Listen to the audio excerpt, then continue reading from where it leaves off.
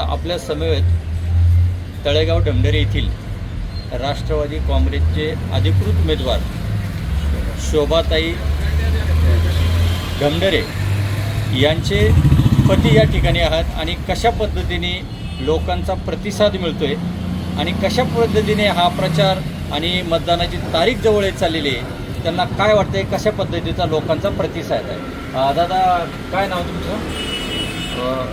माझं नाव महेश अरविंदराव ढमढेरे. काय परिस्थिती आता जिल्हा परिषद आणि पंचायत समितीमधून चौरंगी लढत होणार म्हणतात? जिल्हा परिषदची चौरंगी लढत होईल आणि पंचायत समितीची 3 उमेदवार आहे. याच्यामध्ये माझी पत्नी सौभाग्यवती शोभा महेश ढमढेरे यांना राष्ट्रवादी काँग्रेस पक्षाकडनं स्वर्गीय नेते अजितदादा पवार यांनी उमेदवारी दिलेली आहे. काय कुठंतरी मनाला थोड्याशा वेदना होत असतील? स्वर्गीय अजितदादांच्या अचानक एक्झिटमुळं समाजामध्ये खरा संदेश देणारा शाहू फुले आंबेडकरांचा वसा आणि वारसा घेतलेला नेता हरपला आहे, की ज्या नेत्याकडं दूरदृष्टी होती, समाजामध्ये सर्व धर्म समूहाचं तत्त्व बाळगणारा नेता, समानतेची विचारधारा, धर्मनिरपेक्षतेचा विचारधारा नेता गमावल्यामुळं निश्चित आमच्या बहुजन समाजाचं नव्हे तर संपूर्ण महाराष्ट्रातील जनतेचं नुकसान झाले असं मी मानतो.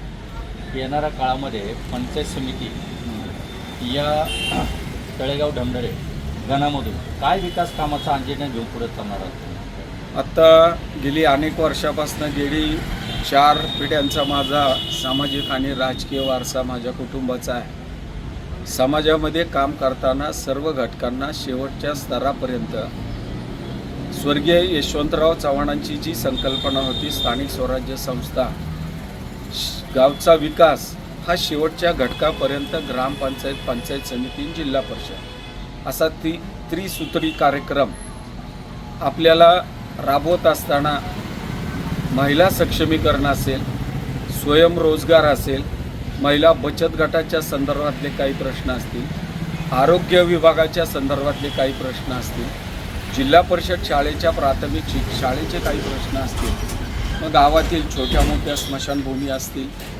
रस्ते असतील, वाड्या वस्त्यांचे जायचे रस्ते असतील, याच्या माध्यमातून पंचायत समितीच्या माध्यमातून स्वयंरोजगार उपलब्ध करून वैयक्तिक लाभार्थीच्या ज्या योजना आहेत त्या शेवटच्या घटकापर्यंत पोहोचवण्याचं काम माझी पत्नी सौभाग्यवती शोभाताई ढमढेरे करेल अशी मला खात्री आहे. कारण त्या गेली करताना शकुंतला फाउंडेशनच्या माध्यमातून त्या समाजामध्ये कर्तृत्ववान महिलांचा सन्मान पुरस्कार देऊन, रणरागिणी पुरस्कार देऊन गेली 8 वर्षे महिलांना प्रोत्साहित करण्याचं काम करतात. म्हणून पक्षाने विशेष करून अजितदादांनी माझी सामाजिक राजकीय पार्श्वभूमी पाहून, कारण आमचं स्तोत्र घरातला नियमच असा आहे, 80 नाही 90% समाजकारण आणि 10% राजकारण, ही बाब लक्षात घेऊन स्वर्गीय महाराष्ट्राचे नेते माजी उपमुख्यमंत्री आदरणीय अजितदादा पवार यांनी माझ्यावरती विश्वास ठेवून मला माझ्या पत्नीला उमेदवारी दिली. गावचा सर्वांगीण विकास करत असताना गणाचा सर्वांगीण विकास कसा होईल ही भूमिका मी प्राथमिकता ठेवून सगळ्या समाजातील लोकांना बरोबर घेऊन जाण्याचा प्रयत्न